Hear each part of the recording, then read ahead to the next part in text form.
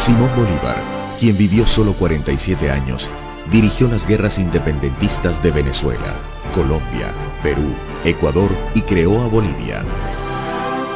Mundialmente se le valora como uno de los militares más brillantes de todos los tiempos. Redactor de constituciones y proyectos de leyes, varias veces presidente, nacido en rica cuna y muerto pobre.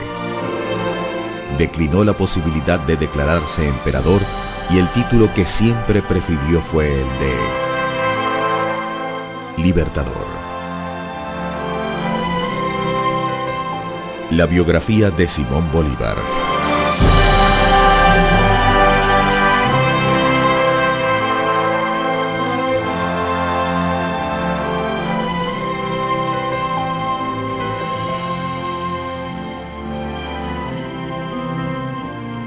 Los Estados Unidos de Norteamérica parecieran destinados por la providencia para plagar de hambre y miseria a la América Latina en nombre de la libertad.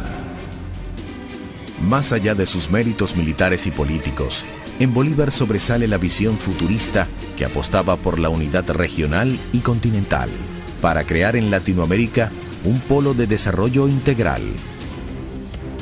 Presentía con notable agudeza que nuestros pueblos quedarían en desventaja frente al potencial militar, tecnológico y comercial de Estados Unidos. La suya fue una propuesta para equilibrar la balanza de poder en el continente. Creía en Latinoamérica fuerte, unida, autónoma y autosuficiente, con capacidad de mejorar el nivel de vida de sus habitantes e influir protagónicamente en el destino mundial. Pero la dimensión de su sueño conspiraba contra la posibilidad misma de materializarlo. En la época de las precarias comunicaciones, de las inmensas distancias en carruaje y a caballo, sin telégrafo ni ferrocarril, la enorme extensión de la Gran Colombia apuntaba contra su gobernabilidad. Era inevitable que Caracas recelara del asentamiento capital en Bogotá, que Lima aspirase a mantener la jerarquía de virreinato que había tenido en la colonia. Las rivalidades locales no se habían atenuado. En Ecuador, Guayaquil seguía recelando de Quito. En Perú, las élites tradicionales que no aceptaban la independencia de Bolivia. En Venezuela, José Antonio Páez. En Ecuador, Juan José Flores. Y en Colombia, Francisco de Paula Santander. Bolívar ha proseguido la forja de su proyecto. Él sigue soñando en grande, a pesar de que ya tiene muy avanzada su enfermedad, que su cuerpo está notablemente minado. Mantiene un ritmo agotador de trabajo. Dicta correspondencias, discursos, proyectos de leyes y providencias administrativas. Para seguirlo, se alternan varias amanuenses a la vez. Su horario es de 15 y 18 horas de despacho. También se desplaza personalmente y en extenuantes jornadas a caballo va de Lima a Bogotá, de allí a Maracaibo y Puerto Cabello, hasta Caracas, luego a Cartagena y cerrando el año 1827, está de nuevo en la capital de la Federación.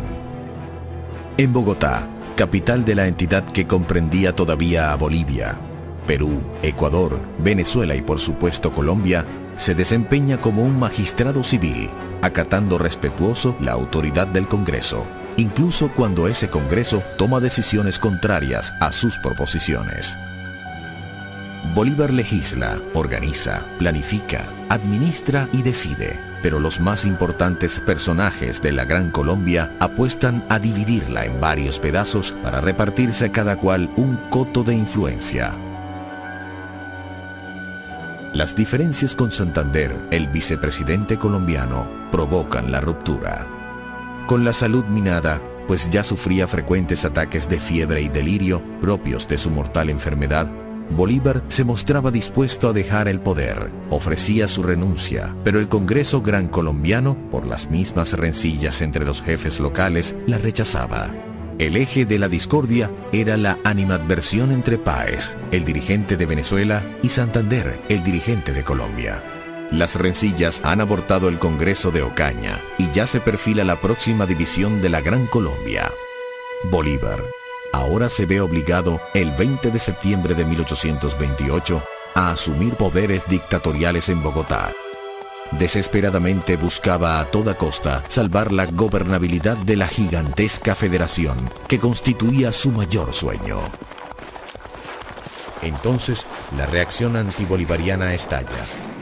Las apetencias personales y las diferencias políticas logran desdibujar la buena imagen del hombre que ha sacrificado todo por el ideal de la América libre y unida.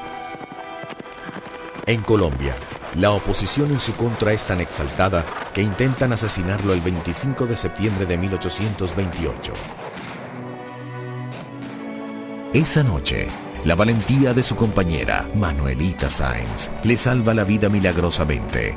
Lo hace saltar por un balcón mientras ella sale a encarar a los asesinos.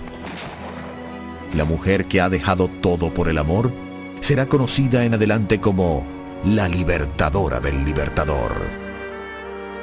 La investigación sobre el frustrado magnicidio pone en evidencia las profundas divisiones de la sociedad grancolombina. Varios de los responsables son condenados a muerte. Todo esto agudiza la tensión y le da argumentos a los opositores. Perú es el primer país en separarse formalmente de la Gran Colombia, pero en Venezuela resurge con más fuerza el movimiento autonomista, nuevamente centrado en José Antonio Páez.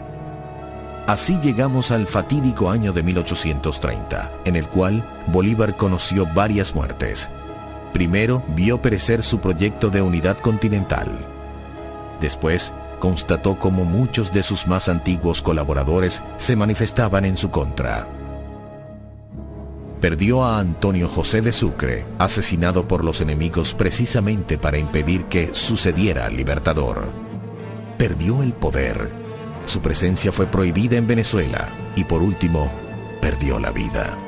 En enero de 1830 se había instalado un Congreso Constituyente en Valencia, Venezuela, el cual, tras varios meses de sesiones, acordó separarse de la Federación y suspender relaciones con Colombia mientras Simón Bolívar permaneciera en el territorio de ese país. Ya en los últimos meses, es un hombre muy debilitado. Había perdido mucho cabello, tenía las mejillas hundidas, los ojos sin vigor. Parezco un viejo de 60 años, confesaba entonces. El 3 de mayo de 1830 dejó la presidencia de la también agonizante Gran Colombia.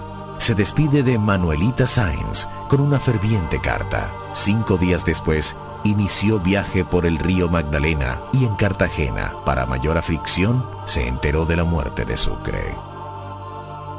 Su último viaje fue también el más triste. Buscaba salir de Colombia para embarcarse hacia Europa y morir en el exilio. Pero la gravedad no le dio tiempo. Estaba profundamente deprimido. Se comparaba con Cristo y el Quijote, concibiéndolos como otros soñadores de imposibles. He arado en el viento, he sembrado en el mar, he sido víctima de mis perseguidores, que me han conducido a las puertas del sepulcro. Yo los perdono. El 6 de diciembre hace una parada forzosa en Santa Marta y se aloja en la propiedad de don Joaquín de Mier. Lo recibe en silla de brazos su amigo, el médico Próspero Reverén. Venía pasando una temporada de angustia, agotamiento y espanto. Atribuía a la bilis el tormento de su gastada humanidad. Padecía gastroenteritis, cólicos, dolores de cabeza y trastornos digestivos. También desgastó a Bolívar la magnitud de las distancias, pero sobre todo le afectó la magnitud del reto. El proyecto de unidad continental, que hoy ensalzamos como visionario, fue simplemente una utopía para la época. Está profundamente débil, no puede sostenerse por sus propios pies, pero no pierde la lucidez mental. Aconseja la paz y la concordia. Le cuesta dormir, no quiere comer, siente dolores en el pecho, llega el hipo y se agrava. Un día después de recibir la extremaunción, otorgó testamento repartiendo los pocos bienes que le quedaban y firma su última proclama, dirigida a la Gran Colombia, que seguía siendo su país, pues no concebía a Venezuela aislada, ni Ecuador, ni Bolivia, sino todos formando parte de su irrenunciable sueño. Colombianos, Mis últimos votos son por la felicidad de la patria. Si mi muerte contribuye para que cesen los partidos y se consolide la unión, yo bajaré tranquilo al sepulcro. En los días siguientes, la situación se agrava y el 17 de diciembre, a la 1 de la tarde, todo había terminado. Comienza ahora su vida en la inmortalidad.